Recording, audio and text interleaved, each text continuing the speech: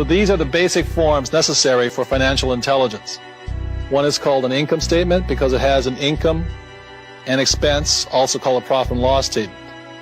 There's also a balance sheet, and the balance sheet has assets and liabilities.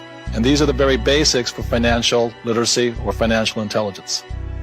I soon realized the main cause of financial struggle was due to confusion between the definitions of an asset and a liability. My definition of an asset is something that puts money in my pocket. And my definition of a liability is something that takes money out of my pocket. The most important thing about being financially literate is understanding a thing called cash flow. I can tell the difference between a poor person and a middle-class person by simply looking at their income statements and balance sheets and figuring out which direction the cash is flowing. So I will show you the cash flow pattern of a poor person. Generally, a poor person, all they have is a job. The income comes in from the job, goes down, they pay their rent, clothing, a little food, and goes out the expense column. And this is a cash flow pattern of a poor person. The cash flow pattern of a classic middle-class person is a little bit different.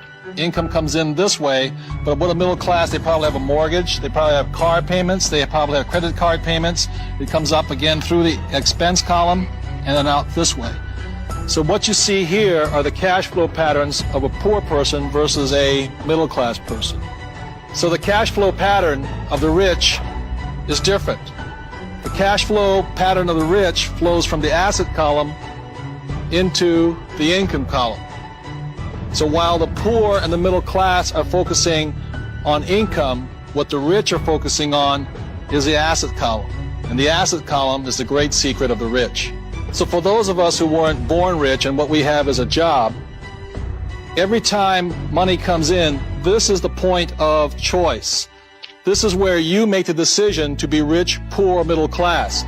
If when this dollar comes in and you take the dollar out this way, then it's your decision. If you go and buy yourself a new t-shirt, cappuccino, a new lunch, then you're choosing to expense it right out.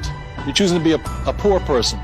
If instead, when you get a pay raise or more money, what you do is you go and buy a bigger house, a new car, or you take a vacation on your credit card, then what you are choosing to do then is to be a middle class person. And if you choose, instead, when the money comes in and you choose to put it in the asset column, then you make that decision to be rich, poor, middle class. By putting in the asset column, at this point, you're choosing to be a rich person.